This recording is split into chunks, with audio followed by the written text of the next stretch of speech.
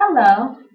Today we will be discussing the junk food tax and its effect on childhood obesity. Now, for those of you who do not know what the junk food tax is, it is a tax placed on snack food items that are considered unhealthy, fattening, and the cause of obesity. Obesity in children is an issue that is becoming more widespread amongst news media and other sources. According to the CDC, approximately 17% of children and adolescents between the ages of 2 and 19 years old are obese. Although childhood obesity is a major problem and an issue that desperately needs to find a resolution, there are people and even organizations against implementing the junk food tax, which is also known as the fat tax or the snack tax. So let's investigate a little more on the different perspectives of this issue. This is the website for the American Beverage Association. This is a group of people who discuss topics dealing with non-alcoholic refreshment beverages. Here are their main points. Congress needs to get out of our grocery basket. They believe that Congress has better things to worry about, like reforming health care, than worry about what we're putting in our grocery carts. So you added a tax. So what's the difference? They believe that putting a tax on a particular food isn't going to make a difference with society's health. Eating healthy, exercising, and cutting down on food consumption, period, is.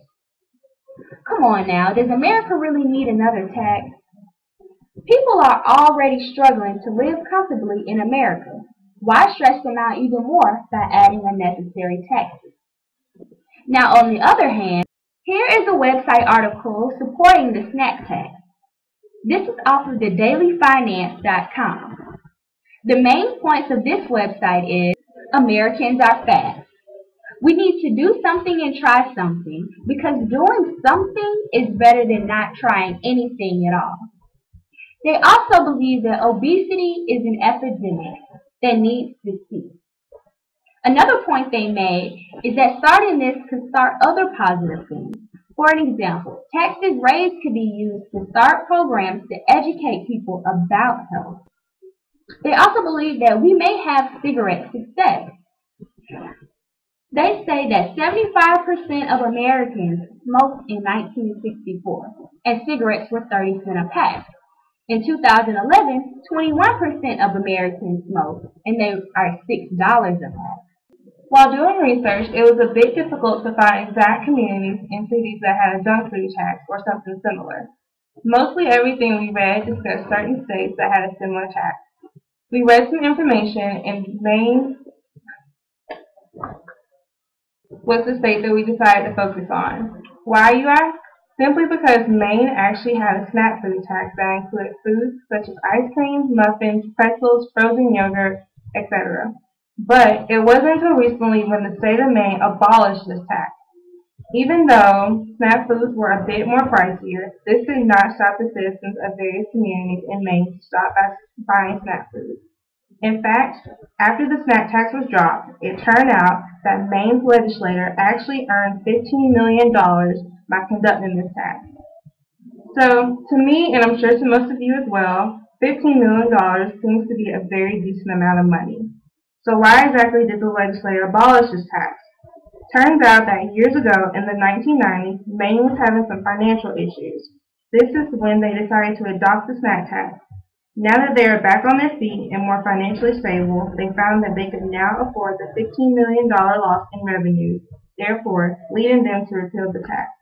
The scholarly research article, Traffic Light Nutrition Labeling and Traffic Light Nutrition Labeling and Junk Food Tax, a model comparison of cost effectiveness for obesity prevention, discusses two different things.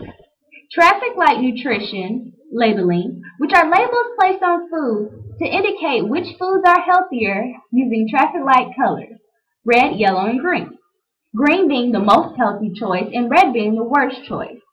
These particular labels reflect the amount of fat, saturated fat, sugar, and salt. But most importantly, this article discusses the effect of the junk food tax and how the implementation of a 10% price increase change population weight and body mass index? According to an article from the New England Journal of Medicine, it explains how much of an issue childhood obesity is becoming. Fast food chains, mainly McDonald's, are accused of having a significant impact on childhood obesity in New York. Many lawsuits have been filed on both soft drink companies and fast food chains. Also, according to this article, as of 2009, there are a total of 19 states that have begun to tax non-nutritious foods. They feel that by raising prices on candy, soft drinks, pies, pastries, etc., then less people will be willing to pay for the goods. There are also the topic of television playing a part in childhood obesity. The shocking truth is that American children are exposed to 40,000 food advertisements every year. 72% of this includes advertisements about fast food, candy, and cereal as well. The federal government is actually trying to propose to restrict the quantity and content of advertisements during children's television programs. The government is trying to promote advertisements that will help encourage good nutrition and physical activity. Now we reach the point in the concept of school playing the biggest factor on childhood obesity. States are trying to create safe, fun, and attractive places for kids to engage in. Though this concept may mainly apply for primary and elementary students, there's another solution for middle and high school students. There are about 60% of both middle and high school students who have soft drink machines. Reducing these numbers could help the obesity rates decrease. So we see all these problems arising over childhood obesity, right? Well, what are steps that can be taken to prevent this? Well, in the book, Our Overweight Children, What Parents, Schools, and Communities Can Do to Control the Fatness Epidemic by Sharon Dalton, there are numerous actions that can be taken. As discussed before, schools are the main focus on childhood obesity. One suggestion is replacing junk foods with more healthier options. Some schools across the nation, such as California Public Schools, no longer sell non-nutritious snacks. There is also the promotion of more recess time as well. Government is also trying to step in with clinics to provide nutrition programs for children as well. This book is mostly for the snack tax and incorporates how it can be beneficial in fighting the fight of childhood obesity. This piece of legislation shows the definitions of the snack tax, while it also shows what it considers to be a soft drink. The piece of legislation shows that any alcoholic beverage is considered a soft drink unless it's milk or fruit or vegetable juice that is not diluted or has any other artificial flavoring. And pressed vegetable or fruit juice is not considered a soft drink because it is left in its natural form with nothing except sweeteners. This tax has been made to fund West Virginia University in its medicine and dentistry program. In our research, we have found that the snack tax is a tax that targets junk food and soft drinks. This tax targets consumers who buy and consume these items. The snack tax is started to help reduce childhood obesity, starting with the parents who buy these products for their children and themselves. Our research has concluded that there are two perspectives for the snack tax. One is supporting the tax because it helps reduce childhood obesity, while the second side is against it, like the American Beverage Association, because it loses customers because of its higher prices.